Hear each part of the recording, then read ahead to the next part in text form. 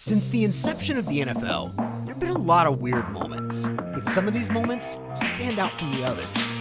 From the super infamous butt fumble to a player getting fined for a touchdown celebration, these are the weirdest NFL moments of all time. Imagine getting fined over $13,000 for your celebration after a touchdown. Well, if this is something you're struggling to imagine, New York Jets running back Isaiah Crowell can help here, as what he did after scoring a touchdown in a game between the New York Jets and the Cleveland Browns got him fined. However, that wasn't all that happened. Something good actually came of the moment. He's got a couple.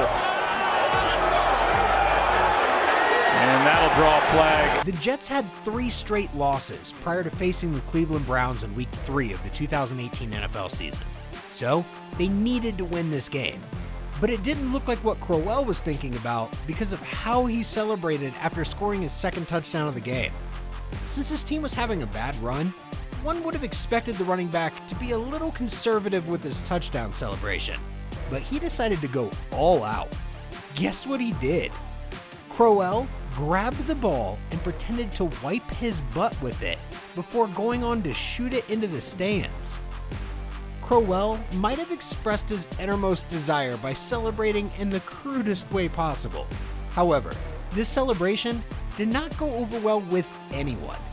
After his touchdown celebration, the running back received a 15-yard penalty for unsportsmanlike conduct.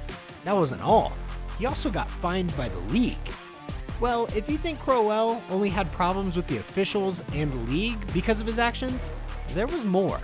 The New York Jets head coach, Todd Bowles, was absolutely displeased and promised such an action wasn't going to ever happen again. For some reason, most people assumed it was all shades of negativity for Crowell, but his actions actually helped him attract an endorsement deal.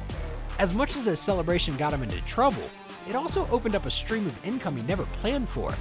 The running back signed an endorsement deal with Dude Wipes, a firm reputable for the sale of a male alternative to toilet paper. Crowell's touchdown celebration was actually a bad experience for his team, but this next moment was all shades of fun. Once upon a time, Tom Brady was the hottest thing in the NFL. At the time, he was married to world-famous supermodel Gisele Bündchen and had a child with actress Bridget Moynihan. So we could as well say he was the toast of every woman. Well, it appeared no woman was willing to speak her mind. However, Inés Gómez-Mont, a Mexican television personality that worked with TV Azteca, changed the narrative. Before Super Bowl XLII, Inés Gómez-Mont asked Brady to marry her. She was standing with other reporters who were asking the GOAT some questions. Well, she was wearing a wedding gown and had a veil. This actually got Brady's interest, so he gave her the opportunity to ask her question. But instead of the reporter asking a serious question, she asked Brady to marry her. She told him she was in love with him and was ready to be his lady. Unfortunately, Brady turned her down. TV Azteca, marry me. I'm the real Miss Brady. I got a few Miss Bradys in my life. Okay, can I be one of them? I could be one of them. You could be? Yeah. No, I'm a one-woman man. This was years ago. However, we might never find out if she was really serious or simply pulling his leg. Perhaps he should have given her a positive response. That way, at least we would have found out if she was serious or not. Brady being proposed to by a reporter seemed like a joke. However, this next moment clearly wasn't. In Week 3 of the 2011 NFL season, the Carolina Panthers faced the Jacksonville Jaguars. This game was played over a decade ago, so not many people remember the details. However, something happened in this game that the NFL couldn't have done anything about. Also, it is a moment everyone that experienced it will never forget. Before this game, the Panthers had spent some time practicing in the rain. Although this seemed absolutely unnecessary at the time, for some reason, the Panthers head coach Ron Rivera had an idea of what was ahead of them. As much as having their final practice before this game in the rain made it seem like Ron Rivera knew it was coming when they faced the Jaguars, they didn't exactly have a choice, as it was raining and they had to practice. At the beginning of this game, often referred to as the Monsoon Bowl, it was forecasted to be a 20% chance that it was going to rain, and this was common knowledge to people watching the broadcast on CBS. Late in the first half, the rain started, but it didn't seem like it was going to be anything serious. However, before the 2-minute warning, the floodgates were opened, and it rained heavily. It felt like the storm basically emptied itself all over the stadium.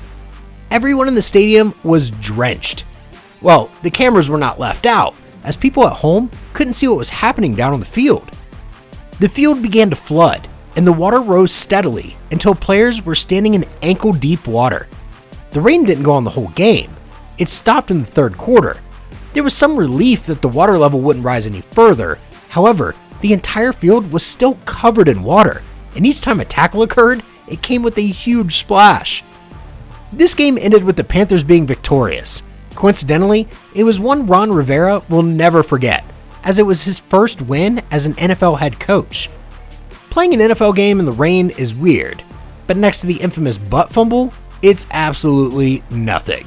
Trust me, you haven't seen a worse play. I've never seen this before in my life. Watch this. Vince Wilfork is going to throw Brandon Moore. The New York Jets lost 49-19 to the New England Patriots in Week 12 of the 2012 NFL season. This game, which was played on Thanksgiving night, saw the Jets put up a bad performance. However, the lowest point of this game was in the second quarter, and if there was no video evidence, you probably wouldn't believe it even happened. A Jets player fumbled the ball, and this play is so unpopular, a Wikipedia page called Butt Fumble is dedicated to it. Jets quarterback Mark Sanchez, on what looked like a routine handoff to his running back Sean Green, had a clear miscommunication. Green appeared to go wide left for a pitch, as Sanchez tried to hand the ball off for a dive. Sanchez, doing his best to improvise, couldn't come up with an option better than running headfirst into his teammate's butt. Apparently, Jets offensive lineman Brandon Moore had engaged a Patriot player and was hoping to keep Sanchez from getting tackled, but Sanchez apparently didn't have his eyes open. Sanchez's fumble was bad for his team, but Patriot safety Steve Gregory made things worse for the Jets when he returned the fumble for a touchdown. The butt fumble will go down as one of the most egregious plays from a professional athlete in NFL history, and is widely considered the most embarrassing moment in the history of the Jets franchise. This moment reduced Mark Sanchez from a good-looking guy on a GQ cover to a guy that couldn't tell the difference between another guy's butt in an open field. Everyone will remember him as the butt guy. Sorry, Mark. If you had a blast watching this, smash that like button. Don't forget to subscribe and hit the bell icon to stay updated on our latest crazy content. Drop a comment below and let us know which moment blew your mind the most. Catch you on the next one.